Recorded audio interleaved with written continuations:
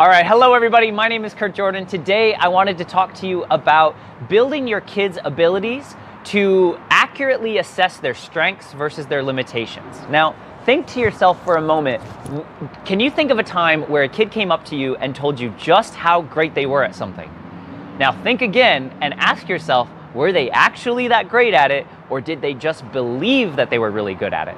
And this is something that is really important in the development of anybody, because we want to be able to have accurate self-perceptions, because if we don't, we won't make responsible choices. We can't make responsible decisions.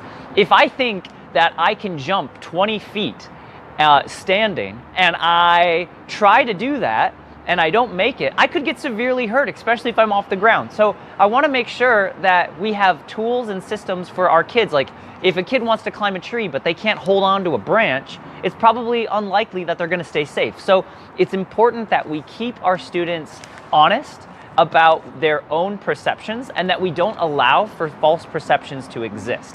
Now, typically there's a couple of reasons why a student or a person would have some inaccurate self-perceptions. One of those would be that they don't want the ego hit. They don't want people to see that they're really bad at something, so if I'm really boastful about it, then I have a mask that I can hide behind and I don't have to worry about being found out by the people in my group. Another reason why, and more commonly, is something called the Dunning-Kruger effect, and that basically means that people who are not very good at something don't have the ability to identify what they're not really good at.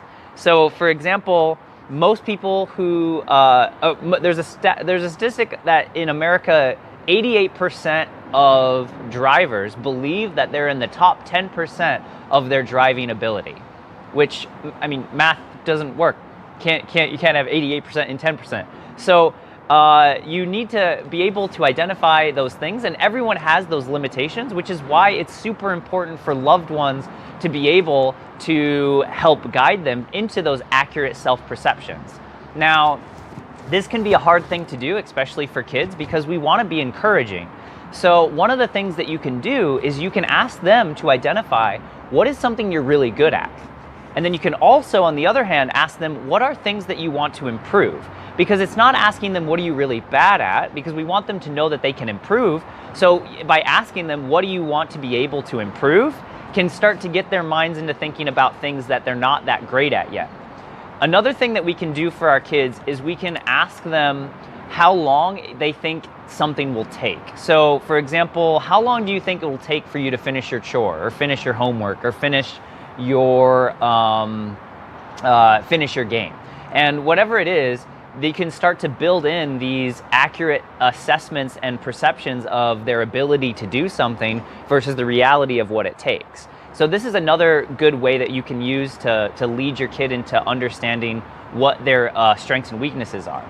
And then lastly, and I think it's the hardest one, is for a parent or a caregiver to not allow those false perceptions to exist. So for example, I had a kid in my class who was really good at jumping, or at least he thought he was really good at jumping. He wanted to come up and tell me how great he was. And then I had an easy jump setup, relatively easy for their skill and size, and he wasn't able to make it. But he was so adamant that he was really good. So privately, because you need to respect the individual, I would talk to him privately and say, this jump looks like it's really hard for you. You haven't been able to make it yet. And by allowing him, by calling it as you see it, with empathy, you're able to not allow those false perceptions to exist. Because if a false perceptions exist, especially in parkour or something physical, they can get hurt, and we want them to be safe. And more than that, we also want, even if it's not physical play, we want them to be able to make responsible decisions. And they're not going to be able to do that if they have inaccurate self-perceptions of their abilities. So don't allow for those perceptions to exist, but guide them to let them know that they can improve. Because if you lead with empathy and you give them faith that they can improve, if you encourage them to keep practicing, to keep learning, then it doesn't matter about the current state. You demonstrate that you believe in them regardless of their current ability, and that's going to be better for everyone in the long run. So I hope that's helpful.